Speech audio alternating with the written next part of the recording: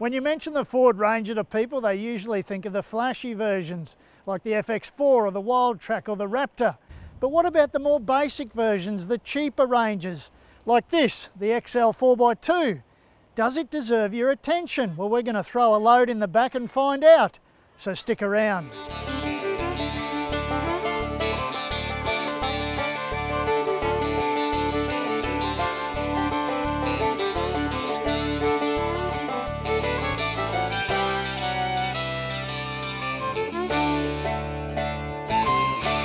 Before we get stuck into this review, if you're watching this on YouTube, make sure you hit like, share it with your mates, and make sure you hit subscribe. That's important, so you can stay up to date with all of our reviews. And also, while you're at it, make sure you watch our other Ford Ranger reviews on CarsGuide and also on YouTube. This is a Ford Ranger XL 2.2 litre 4x2 dual cab ute. It has 5 seats, a 2.2 litre 4-cylinder turbo diesel engine, and a 6-speed automatic transmission. It is rear-wheel drive and it has a rear diff lock. Standard XL features include 16-inch steel wheels, an 8-inch touchscreen Ford Sync 3 infotainment system with Apple CarPlay and Android Auto, and rear parking sensors. An optional heavy-duty suspension pack is available for this ute, and that costs $500, but our test vehicle did not have it. This Ranger XL does not get front parking sensors, adaptive cruise control or hill descent control. Inside the Ranger, it is very much a working truck space.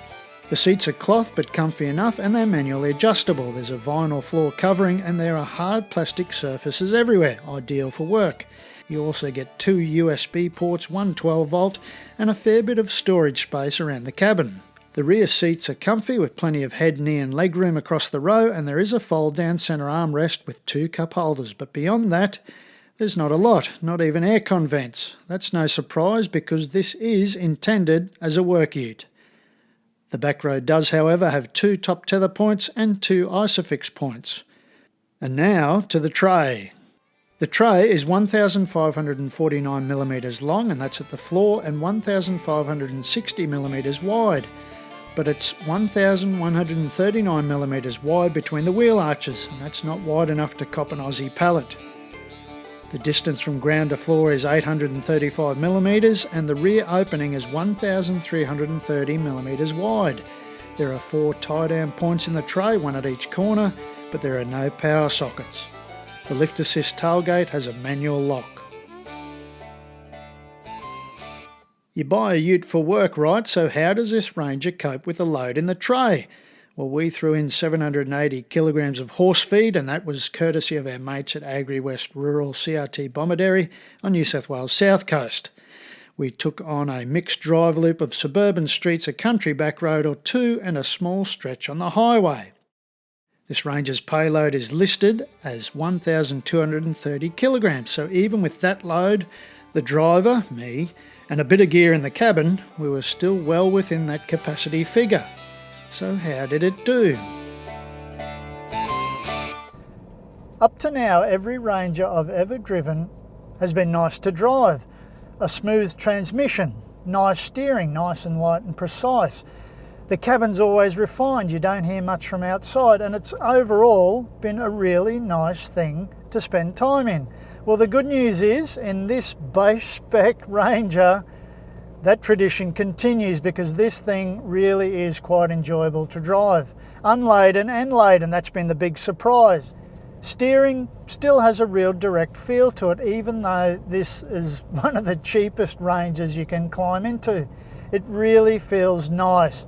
And the auto and engine really work well in this thing. The 2.2 litre turbo diesel, you might think it's a little bit underpowered, and it's not the gutsiest thing around, and it's not the torquiest thing around, but it's got plenty enough oomph and it keeps you moving along. It's not too lively, but that's kind of comforting when you're driving with a load. And the suspension is pretty well sorted out. I've been in some shockers, some real dogs of utes that have skipped around at the slightest provocation on the bitumen.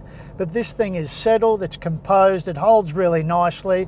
Even over speed humps and school pedestrian crossings, the Ranger's got a real comfortably controlled feel about it. It doesn't jar and judder around, it holds stable, and it really is refined. Again, this is a much cheaper Ranger variant than something like the Wildtrak or the FX4, but there's not much in the way of noise from outside. There's a little bit of engine noise, but that's only really when you give it the heavy boot.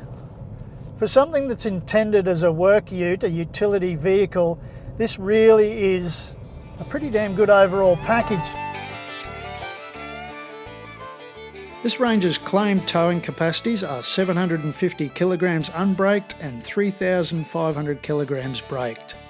The Ranger has a 5-star ANCAP safety rating, and safety gear includes AEB, lane keeping aid, load adaptive control, trailer sway control and reversing camera. Fuel consumption is a claimed 7.8 litres per 100 kilometres on a combined cycle, but our actual fuel consumption on test was 11.4 litres per 100 kilometres. Every Ranger has a 5-year unlimited kilometre warranty. I've always said that the XLT 4x4 dual cab is the pick of the Ranger bunch, but that doesn't mean something like this should be ignored. If you're a tradie or if you're in the market for a mission-ready ute, then this thing could be right for you. It's functional, it's comfortable to drive, and it's very controlled, and that's with and without a load. It makes a lot of sense as a work truck. What do you reckon? Have your say in the comments section below.